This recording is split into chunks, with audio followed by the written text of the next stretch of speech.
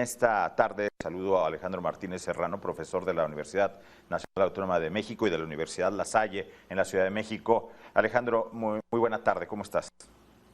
Hola, ¿qué tal, Adán? Buenas tardes, un saludo a tu público. Gracias por la invitación.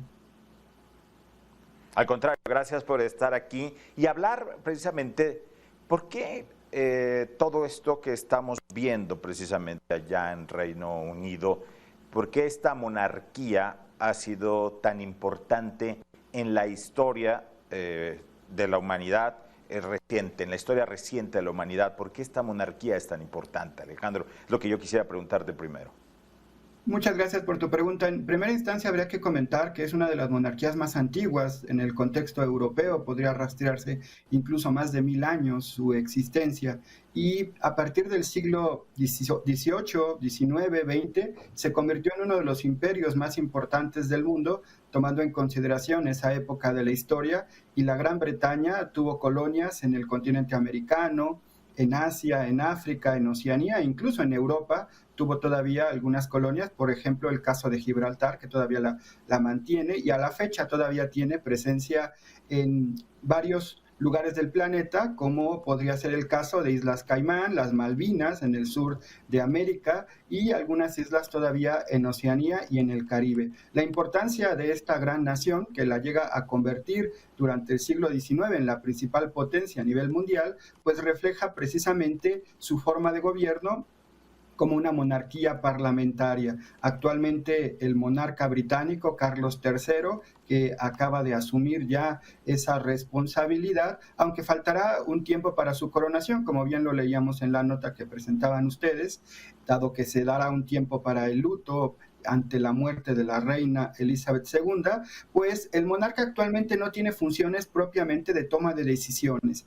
También a lo largo de la historia de la monarquía británica ha pasado de un monarca absoluto que decidía todo completamente en su gobierno a actualmente a partir del siglo XVIII, XIX, XX y actualmente, donde el Parlamento británico, a través de elecciones en la Cámara Baja, en la Cámara de los Comunes, se elige a un primer ministro y el primer ministro, actualmente Liz Truss, ella es quien toma decisiones en materia de política interna y política exterior. En ese sentido, la figura del monarca es una representación de la unidad nacional, es una representación de las tradiciones y los valores británicos y aparte la independencia de muchas de sus colonias se dio bajo la figura donde el monarca británico es también el monarca de esas naciones ahora independientes. Prácticamente la reina Elizabeth tenía la figura de ser la jefa de Estado en 15 naciones, incluido el Reino Unido, y algunas de ellas importantes por su capacidad económica, por ejemplo, Canadá, Nueva Zelanda, Australia, sí. Ella era su jefa de Estado. No tomaba decisiones propiamente en política interna y externa de estas naciones, como tampoco lo hacía en la Gran Bretaña, pero existía su representación como jefa de Estado. Oye, Alejandro, esta monarquía parlamentaria tiene precisamente a los habitantes de todas estas territorios, regiones, el Reino Unido, digamos, un respeto especial a su reina, ahora a su rey, o es algo que ya no les importa tanto o sigue siendo algo muy relevante? Fíjate, Adán, que ahí sí podríamos comentar una discusión, una polémica en cuanto a la tradición y la modernidad. Los jóvenes, por ejemplo, las nuevas generaciones, pues consideran que la monarquía, en estricto sentido, representa lo antiguo, lo tradicional, lo que ellos ya no consideran que tendría que ejercerse. Por ejemplo, si la actual primera ministra ella toma decisiones en temas políticos, en temas económicos, en política exterior, ¿para qué queremos una figura de representación que es un monarca, donde los impuestos de los británicos tienen que recaer en el mantenimiento de sus palacios, de sus familias, la familia real, y bajo esa lógica, obviamente que quien apoya la monarquía es la sociedad más tradicionalista, adultos mayores, quienes recuerdan esa gloriosa etapa de la historia de la Gran Bretaña y su formación como un reino desde la Edad Media propiamente dicho. Entonces, sí hay una polémica muy interesante en este sentido entre las nuevas generaciones y las generaciones de adultos y adultos mayores. A la fecha, el orgullo, la nacionalidad, el himno, por ejemplo, están vinculados todos a la figura de la monarquía, aunque sea ya algo representativo. Por ejemplo, incluso en el tema de la cotidianidad, los billetes llevaban la figura de la reina, se hará ya una nueva emisión de billetes de monedas con la figura del actual monarca Carlos III, los sellos postales también. Entonces, bajo esas circunstancias, también incluso, si quieres, podemos mencionar hasta un tema de atractivo turístico, de que vayamos y visitemos este país y estén los palacios de la monarquía. Pero los actuales jóvenes, la juventud actualmente ya piensa que en un momento dado se tiene que transitar hacia otras formas de gobierno, tal cual como algunas otras monarquías europeas que transitaron hacia repúblicas. El caso de Francia, el caso de Alemania y el caso de Italia podrían ser un ejemplo.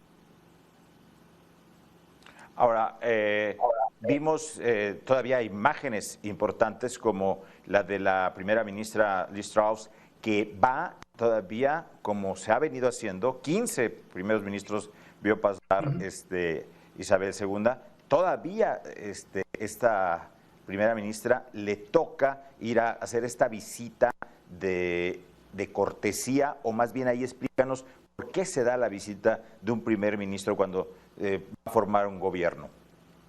Fue el martes pasado su último acto público de la finada Elizabeth II. En este sentido, decíamos, se maneja mucho la tradición. Sí, tenemos un proceso electoral democrático para la Cámara de los Comunes. El partido que tiene mayoría en la Cámara de los Comunes, su líder, se convierte en primer ministro. El Partido Conservador tiene estas mayorías desde la pasada elección legislativa, pero hay un cambio en el liderazgo del Partido Conservador. Boris Johnson ya no tiene el respaldo de sus propios militantes dentro de la Cámara y se somete a votación al interior del Partido Conservador, quien se convierte en el nuevo líder. En este caso gana Liz Truss y ella asume el liderazgo del Partido Conservador. Pero ahí es donde opera la tradición, ahí es donde la tradición obliga a que la reina tenga esa información de quién es el líder de la mayoría en la Cámara Baja y lo cita a su palacio. En este caso se encontraba en Balmoral, allá en Escocia, y lo recibe quien sea el que asuma ese cargo y lo invita a formar un gobierno. Es una tradición porque se respeta la decisión del pueblo que votó para ganar mayoría, en este caso el Partido Conservador, y se respeta también la decisión de los propios conservadores a nombrar un líder.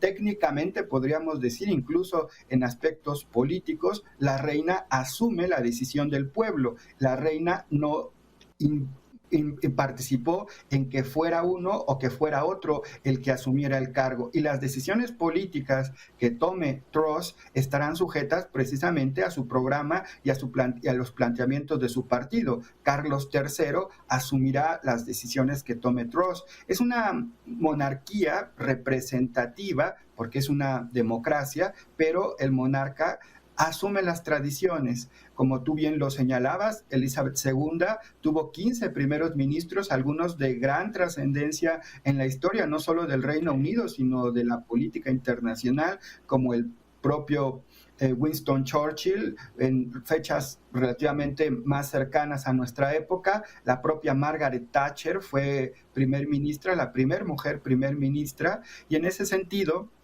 pues vamos a tener que la política británica sí le da una responsabilidad, pero ya sabemos que la democracia y los electores le dieron la mayoría al Partido Conservador. La reina no influye, la reina no dice, no le voy a dar la oportunidad a los conservadores. La reina asume lo que la democracia y los electores decidieron. Es un papel de representación de esos valores y de esas tradiciones. Insisto, en la antigüedad quien tomaba las decisiones era la monarquía, pero el pueblo británico ha generado estas condiciones con el paso de los años y le permite tomar participación en el proceso electoral.